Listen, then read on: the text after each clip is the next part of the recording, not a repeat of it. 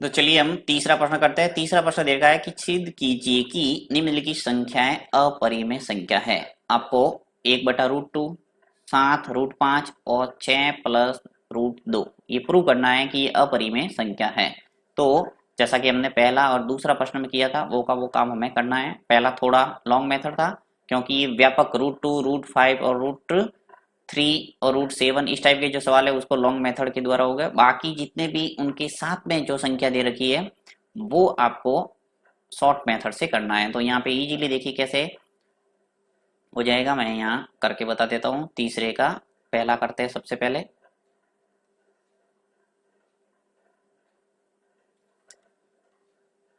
तीसरे का पहला लेता हूँ। तीसरे का पहला 1/√2। और यदि आपने पहला और दूसरा प्रश्न जो मैंने किया है और वीडियो अपलोड कर दिया है, अगर आपने नहीं देखा है तो उसको जरूर देखना ताकि इन सवालों को समझने में आपको आसानी रहे। अगर वो वीडियो नहीं देखेंगे तो आपको थोड़ा भारी लग सकता है, इसलिए उनको देखना जरूरी है। क्योंकि मैथ्स में क्रमबद्धता का पूरा ध्यान रखा जाता है। पहला प्रश्न आता है तो ही दूसरा आता है और दूसरा आता है तभी तीसरा आता है, इसलिए आपको क्रम से ही पढ़ना हमेशा। अब देखिए पहला प्रश्न है 1/√2। ये आपको बोला है कि अपरिमेय संख्या सिद्ध कीजिए। तो यहाँ पे मान लेता हूं, माना कि 1/√2 है वो एक क्या है, परिमेय संख्या है। मैंने मान लिया उल्टा कि ये अपरिमेय संख्या ना होके क्या है, ये परिमेय संख्या है।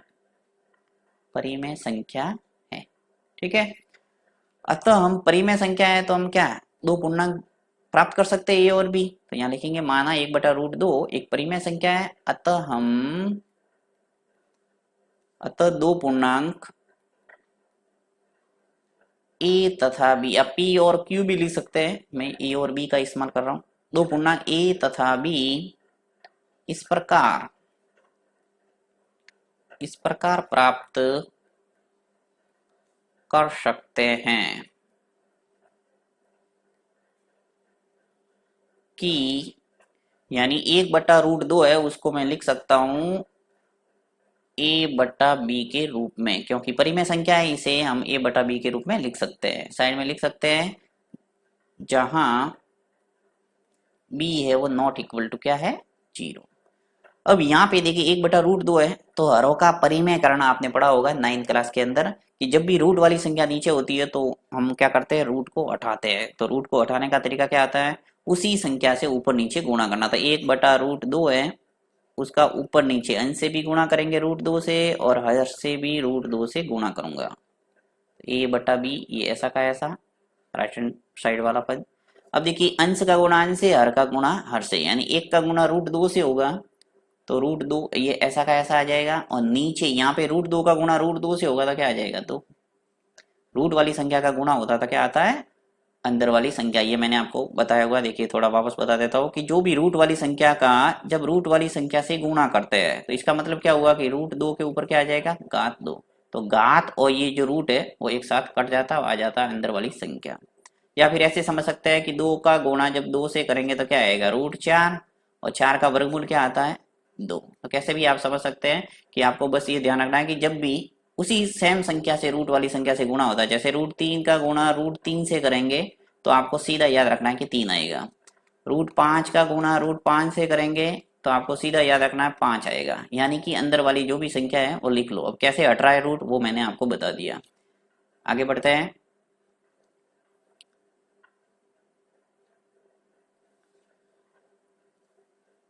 √2/2 बराबर आ गया a/b। अब मैं यहाँ पर भी मैंने दूसरे सवाल में भी आपको बताया था कि आपको हमेशा ध्यान रखना है कि जब भी रूट वाली संख्या आपको मिले तो √2, √3, √5, √7 जो भी इस टाइप की संख्या है वो आपको राइट हैंड साइड में रखना है। बाकी सबको क्या करना है, लेफ्ट हैंड साइड में रखना है। बाकी सबको राइट हैंड साइड में पक्षांतर करना है। तो यहाँ पे देखिए √2 दिख रहा है मुझे, वो तो मैं यहीं रखूंगा यानी लेफ्ट हैंड साइड में। बाकी जो भी संख्या है उसको पक्षांतर करना है। तो देखिए यहाँ पे 2 है वो नीचे है हर में है तो वज्र गुणन होके ऊपर चला जाएगा यहाँ a के पास में, यानी 2a आ जाएगा बट्टा b। इसका मतलब क्या हुआ कि √2 है बराबर क्या आ गया, 2 a है वो क्या है, पूर्णांक है, और b क्या है, पूर्णांक, और कोई संख्या पूर्णांक बटा पूर्णांक क्या होता है? परिमेय संख्या। तो यानी √2 बराबर आ रहा है परिमेय संख्या, परिमेय संख्या। परंतु हम जानते हैं कि √2 क्या है? एक अपरिमेय संख्या है। यहाँ लिखेंगे, परंतु हम जानते हैं कि √2 एक क्या है? अपरिमेय संख्या है। यहाँ पे हमने क्या लिखा है कि √2 एक परिमेय संख्या है, जो कि गलत कह रहा है। इसका मतलब क्या हुआ कि हमने जो माना था वो गलत साबित हुआ। हमने माना था कि 1/√2 एक क्या है? परिमेय संख्या, जो कि कल्पना है वो असत्य हो गई, और ये प्रूव हो गया कि 1/√2 एक क्या है? अपरिमेय संख्या। तो यहाँ पे लिखना पड़ेगा कि परंतु हम जानते हैं कि √2 एक अपरिमेय संख्या है, अतः हमारी कल्पना, अतः हमारी कल्पना असत्य है। और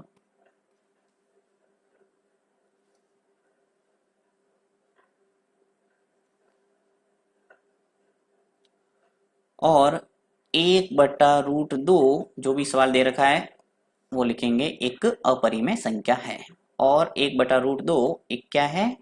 अपरिमेय संख्या, अपरिमेय संख्या है।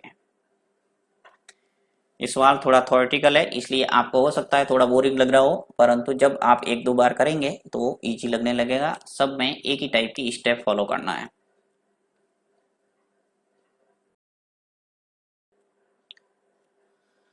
नेक्स्ट करते हैं दूसरा प्रश्न। दूसरा प्रश्न आपके दे रखा है कि 7√5, लेता हूं मैं यहाँ पे 7√5। तो अब तक आपने अच्छे ढंग से समझ लिया होगा कि जो भी संख्या दे रखी है उसको पहले हम क्या मान रहे हैं? परिमेय संख्या। और अगर वो परिमेय संख्या सिद्ध नहीं होती तो हम लिखेंगे कि वो अपरिमेय संख्या है। यही प्रोसेस है सब में। तो यहाँ पर भी मैं मान लेता हूं कि 7√5 माना, 7√5 एक क्या है? परिमेय संख्या है, परिमेय संख्या है। अतः हम दो पूर्णांक, अतः हम दो पूर्णांक, दो पूर्णांक a तथा b इस प्रकार प्राप्त कर सकते हैं, इस प्रकार प्राप्त कर सकते हैं कि जो 7√5 है उसको मैं लिख सकता हूं a/b के फॉर्म में, क्योंकि 7 और √5 को मैंने मान लिया क्या? परिमेय संख्या। पर परिमेय संख्या उसे कहते हैं जिसे हम p/q के रूप में लिख सकते हैं, या फिर कह सकते हैं a/b के रूप में लिख सकते हैं। तो यहाँ पे लिखूंगा जहां b है वो नॉट इक्वल टू क्या है? 0। अब आपको क्या करना है कि जो √5 है उसको लेफ्ट हैंड साइड में रखना है, और बाकी को क्या करेंगे? पक्षांतर। तो सीधा यहाँ पे जो √5 है उसको मैं लिख रहा हूँ यहाँ पे, और जो a/b है, ये जो 7 है गुणांक के रूप में, ये नीचे चला जाएगा हर के रूप में, तो यहाँ आ जाएगा 7। तो a/ आ गया 7b। इसका मतलब क्या हुआ कि जो √5 है वो बराबर आ गया, a का मतलब क्या है? पूर्णांक, क्योंकि मैंने a और b क्या माना है? पूर्णांक माना है। तो a की जगह पूर्णांक लिखूंगा, और ये 7 ऐसा का ऐसा, फिर इंटू ये जो b है उसकी जगह भी क्या लिखूंगा? पूर्णांक। यानी जहाँ a और b है वहां पे आपको पूर्णांक पूर्णांक लिखना है। तो √5 आ गया। अब पूर्णांक अंश में भी पूर्णांक है और हर में भी पूर्णांक है, इसका मतलब क्या हुआ कि ये जो स्टेप है वो परिमेय संख्या है। तो यहाँ पे लिखूंगा मैं परिमेय संख्या। परंतु हम पहले से जानते हैं कि √5 एक क्या है? अपरिमेय संख्या। अतः हमारी कल्पना क्या हो गई? असत्य हो गई, और 7√5 एक अपरिमेय संख्या सिद्ध होती है। तो यहाँ लिखना पड़ेगा कि परंतु हम जानते हैं, परंतु हम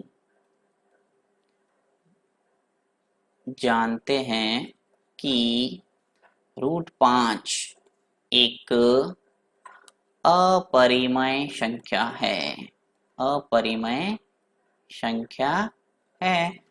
अतः हमारी, अतः हमारी कल्पना,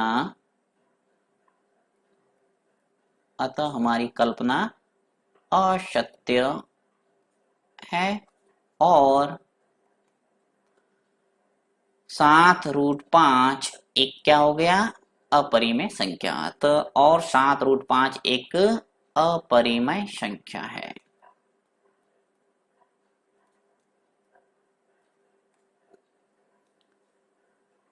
नेक्स्ट तीसरा प्रश्न, तीसरा दे रखा है आपको 6 + √2। यहाँ पर भी आपको वही विपरीत मानना है कि माना 6 और √2 क्या है, परिमेय संख्या। तो लिख लेता हूं मैं कि माना 6 + √2 एक क्या है, परिमेय संख्या, एक परिमेय संख्या है। ठीक है, 6 + √2 को मैंने क्या मान लिया, परिमेय संख्या। इसका मतलब क्या हुआ कि 6 + √2 को मैं लिख सकता हूँ ये बटा बी के रूप में। तो यहाँ पे लिखेंगे कि अतः हम दो पूर्णांक ए तथा बी इस प्रकार प्राप्त कर सकते हैं,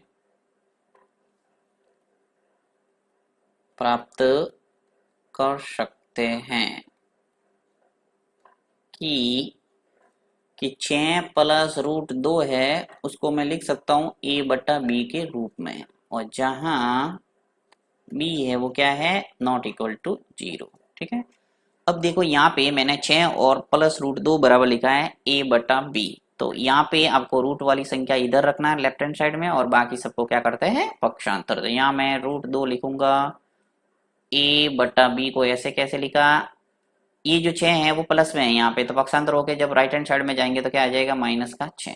ओके, बढ़ते हैं आगे, √2 ऐसा का ऐसा, यहाँ पे लसअप लेके इसको सरल करेंगे तो आ जाएगा बी, ये आपको आता ही होगा, ए माइनस हो जाएगा 6b। ठीक है, तो यहाँ पे √2 की जगह आ जाएगा हमारे पास, ए की जगह मैं लिखूंगा पूर्णांक।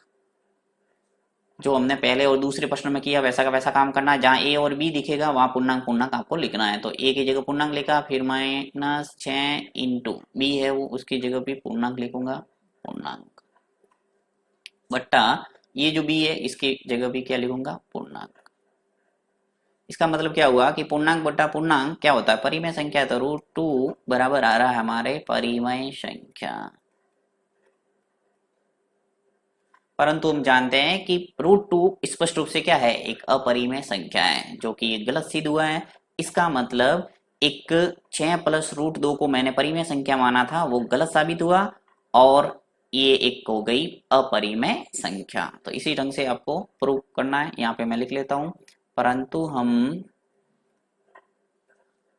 जानते हैं कि √2 एक क्या है, √2 एक अपरिमेय संख्या है। √2 एक अपरिमेय संख्या है,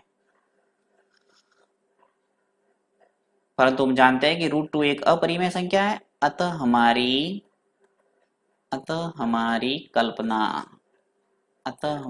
कल्पना जो मैंने माना था कि 6 + √2 एक परिमेय संख्या, वो कल्पना क्या हो गई, असत्य। अतः हमारी कल्पना असत्य है, और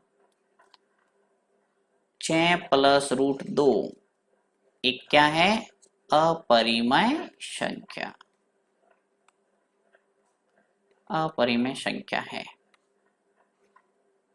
तो इन सवालों को आप बार बार प्रैक्टिस करेंगे तो आपके परफेक्ट हो जाएगा, और परीक्षा की दृष्टि से काफी इंपॉर्टेंट है। इसको आप ध्यानपूर्वक समझ सकते हैं, और फिर भी इसमें किसी प्रकार का कोई डाउट है, आपको कंफ्यूजन है, तो आप कमेंट बॉक्स में लिख सकते हैं। वापस इसको मैं और अच्छे ढंग से एक्सप्लेन करने की कोशिश करूंगा। थैंक्स।